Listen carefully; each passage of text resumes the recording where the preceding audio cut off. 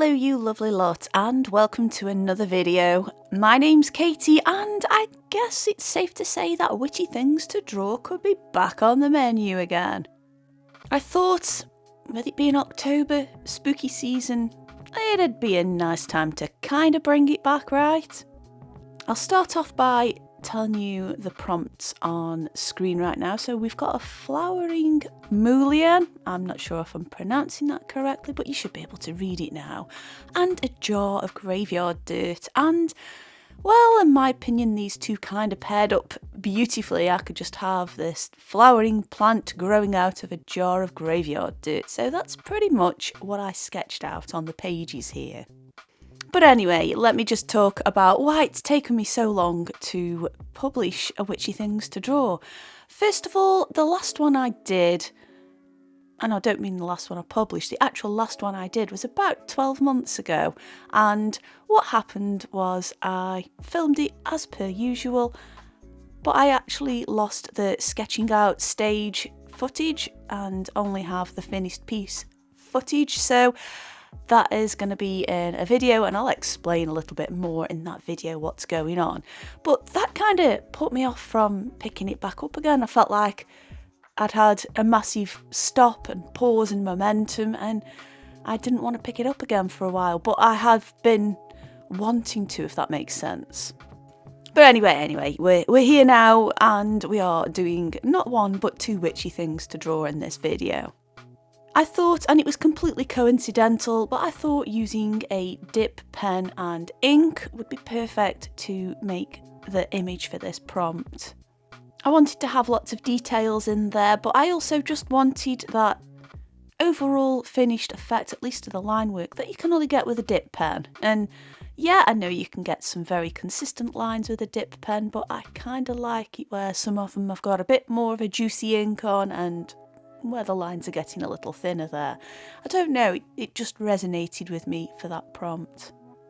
I also did a lot of the colouring using, again, that same glass nib, or maybe the other one I've got, and that worked out quite nice too. It was just nice to push the ink around and try and get a semi-flat surface there, at least a well-covered area. The paper I'm using, I can't for the life of me remember, so let's just assume it's one of the A5 papers that we get in the subscription boxes, whether it be Scroller Box or Upcrate. I usually keep a lot of these pads aside for these projects, and I guess I picked up one just for these ones. I'm actually quite happy to have witchy things to draw back. I'm not going to commit to telling you there's going to be one every week or every 2 weeks, but I will try my best to make sure that they're up. And obviously if you guys enjoy watching it, please let me know. And as well, if you think someone else is going to enjoy watching it, why not let them know about it too? So whilst I was adding all the colour in on this, I was getting some serious vibes of children's books I used to read when I was little. Anyone in the UK or anyone around the world, we used to have Ladybird books, and they were these heavily illustrated storybooks for very young children to read, and some of the illustrations in there would be quite varied. They'd be quite realistic gouache pictures, but I also seem to recall as well that there was drawings like this where it was line detailed and you could tell it had been coloured in by an ink, and yeah, I'm getting some serious vibes of that right now. Growing up with books, it was quite fascinating to see illustrations in there. I was definitely enjoy the illustration more than the reading side of things, at least when I was very little.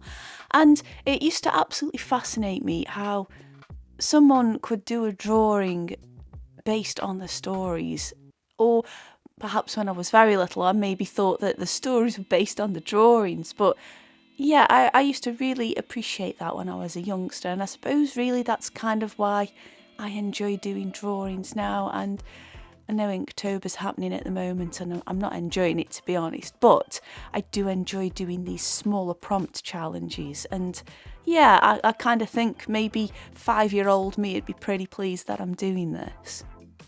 So once all of the areas were added down, it was just time to add some of those highlights back in there. For some reason I did actually find it a little bit hard to exclude areas with the ink, and I suppose it's just down to the surface tension on the nib there and the paper, and it was going to do its own thing to a certain extent.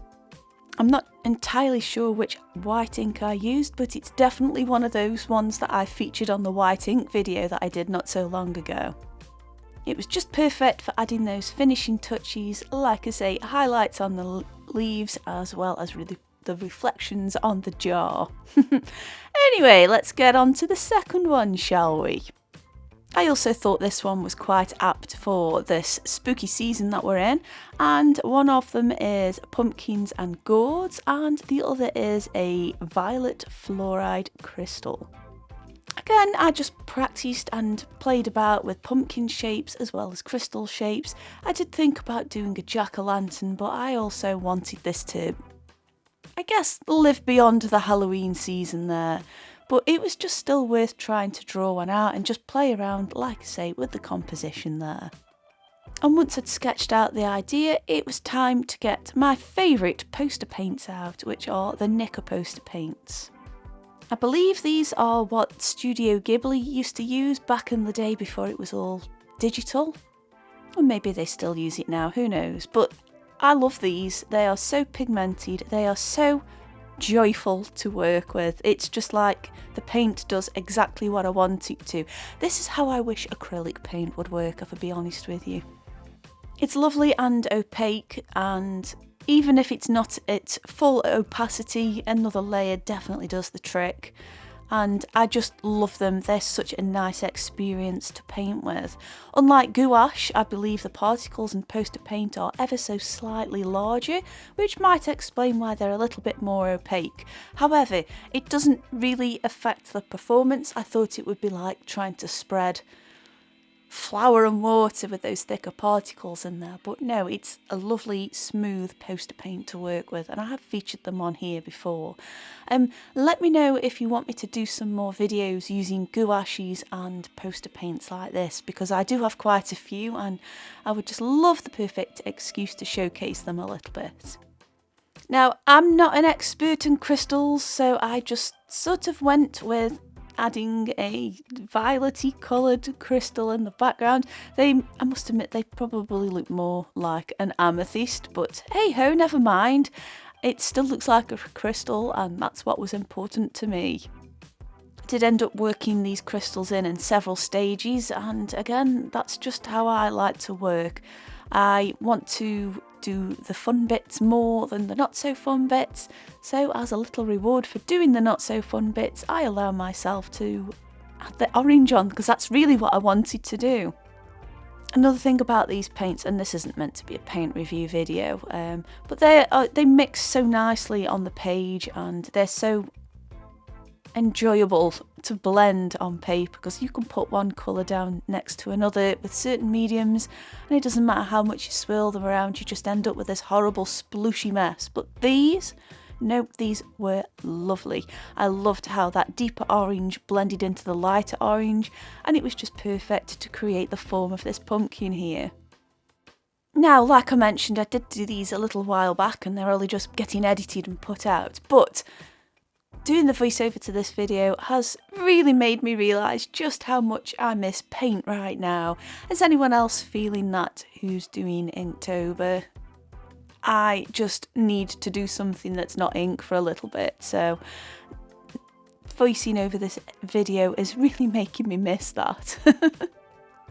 So once I'd finished the pumpkin off, it was time to carry on with the chore-esque type parts, which are the crystals. And again, it is literally just blocking in colours. I'm not messing around with gradients because I can add those details in using line making, as well as changing the direction those lines are going in, just to represent the different surfaces of the crystal there. I use a mixture of deeper tones of the crystals as well as much lighter tones, as well as even just using white on there to emphasise the different corners and angles there and just add a little bit of sparkle. And once I'd conquered that, it was time to reward myself with some more pumpkin painting, and it was time to just add some more earthy colours in there to make sure those lines really stood out. I used this lighter brown just for the first layer and I wanted to build it up a little bit. As you can see, those lines are not quite standing out as much as I anticipated they would, but that's fine. It's just a layer to begin with, and then I go over it again and introduce some even darker tones in there. But that's not before I've done a bit more crystal work there. After all, I still need that reward and motivation to carry on. Do you guys find that when you're doing a picture with lots of elements in there and there's just elements you don't really enjoy doing, do you find that rewarding yourself with parts of a picture that you do enjoy drawing helps keep the motivation going? Let me know down below what your techniques are, because I'm just curious more than anything. As you can see, the crystals are definitely looking a lot more sparkly now and definitely more of a prominent feature in this piece rather than just hiding away in the background there. I mixed up a really nice sap green colour for the stalk on this pumpkin because it was about time it had one, and this is where I introduced those darker colours in there, just adding a bit more of a contrast and outline just so everything stands out a lot better. This was also a great excuse to just add a little bit more refinement to the edges, and anywhere where I'd gone over and wasn't happy about it, it was time to put that right, and it worked a treat.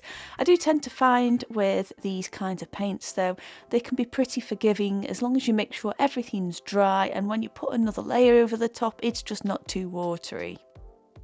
Anyway, this has been a bit of a mishmash of a video here, but I do hope you have enjoyed watching and you like what I created with the Witchy Things to Draw prompt. Anyway, if you did enjoy this video and you want to watch some more, there's a couple on screen I think you're going to enjoy, maybe even a playlist. In the meantime, I want to say a massive thank you, as always, for watching. I do hope you've enjoyed this video. And I'll see you lovely lots soon. Bye!